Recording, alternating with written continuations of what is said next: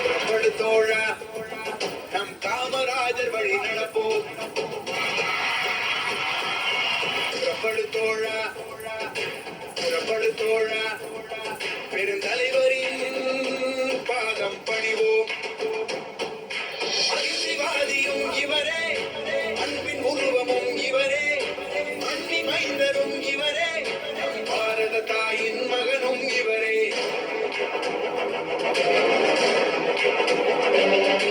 புறப்படுத்தோழா புறப்படுத்தோழா நம் காமராஜர் வழி நடப்போம்.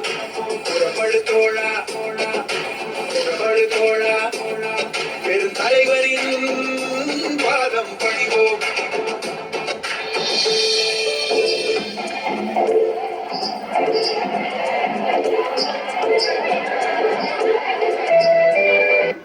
நம்மோட முதல் குறிக்கோள் நாட்டுல வறுமையை ஒழிக்கணும், அறியாமைய போக்கணும்.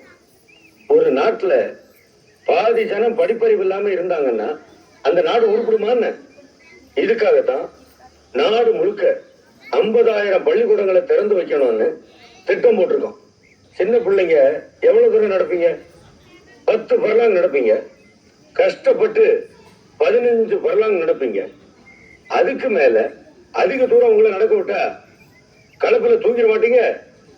அப்புறம் எப்படி படிக்க முடியும்னு. அதனாலதான் 1 மைலுக்கு ஒரு ஆரம்ப பள்ளி, 3 மைலுக்கு ஒரு இடைநிலை பள்ளி, 5 மைலுக்கு ஒரு உயர்நிலை பள்ளி இருக்கணும்னு திட்டம் வகுத்திருக்கோம். முடியும், நம்மால முடியும். ஒவ்வொரு கிராமத்திலையும் இதை செயல்படுத்தணும்னு. நன்றி. இப்பொழுது தேசிய கீதம் பாடுவோம்.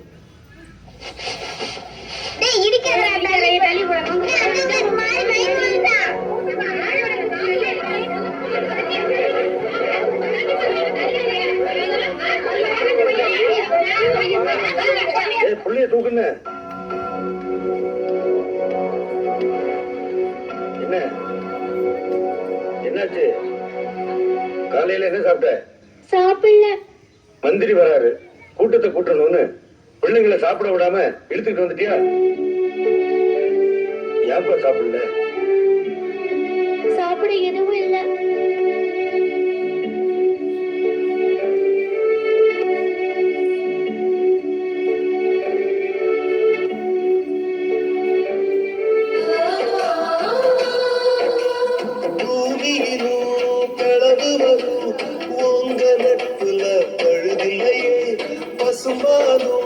கரவடியும் உங்க உறவுல குறையில்லையே.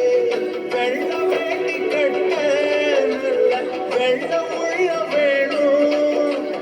உங்க முகத்தை கண்டா எங்க தாய போற தோடும்.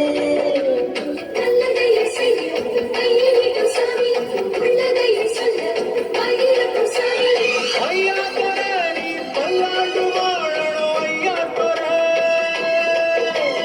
ஐயா துற நீ பல்லாண்டு வாழணும். ஐயா துற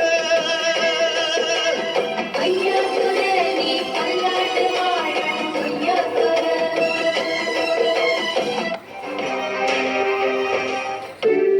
நாம ஊரெல்லாம் பள்ளிக்கூடத்தை திறக்கிறோம், ஆனா படிக்கிறதுக்கு தான் பிள்ளைங்க வர்றது. ஏழை பிள்ளைங்க பசி வேற என்ன செய்வாங்க? கல் உடைக்க, மாடு மேய்க்கன்னு போயிடுறாங்க. எனக்கு ஒரு யோசனை தோணுச்சு. பள்ளிக்கூடத்துல மத்தியானம் சோறு போட்டா பிள்ளைங்க வரத்து அதிகமாகும். என்ன சொல்றீங்க? ஆமாயா, திட்டத்தை ரெடி பண்ணுங்க. இப்பவே ஆண்டு வருமானத்துல 4ல் ஒரு பகுதியை, அதாவது 10 கோடி ரூபாய கல்விக்காக செலவு பண்றோம். இத இன்னும் அதிகப்படுத்தணும்னா புதுசா வரிகள் விதிக்கிறத தவிர வேற வழியே கிடையாது. புதுசா வரி விதிச்சா ஜனங்களுக்கு அரசு மேல அதிருப்தி ஏற்படும். எப்பவுமே ஓட் பேங்க மனசுல வச்சுக்கிட்டு ஒரு விஷயத்தை பார்க்க கூடாது. மக்களுக்கு நல்லது செய்யணும், நம்ம சந்ததி நல்லா இருக்கணும், அதான் முக்கியம்னு உடனே இந்த திட்டத்தை செயல்படுத்தி ஆகணும். பட்னியோட ஒரு பிள்ளை பள்ளிக்கூடத்துக்கு படிக்கிறதுக்கு வந்தா அந்த பாவம் நம்மளை சும்மா விடுமா ஐயா? பாருங்க, கவர்மெண்டால எவ்வளவு காலம் முடியுமோ அவ்வளவு காலம் பிள்ளைங்களுக்கு சோறு போட்டு படிக்க வைக்கணும். முடியலங்கிற நிலை வந்தா எங்கிட்ட சொல்லுங்க. இந்த திட்டத்துக்காக நான் ஊர் ஊரா போய் பிச்சை எடுத்துக்கிட்டு வர்றேன்.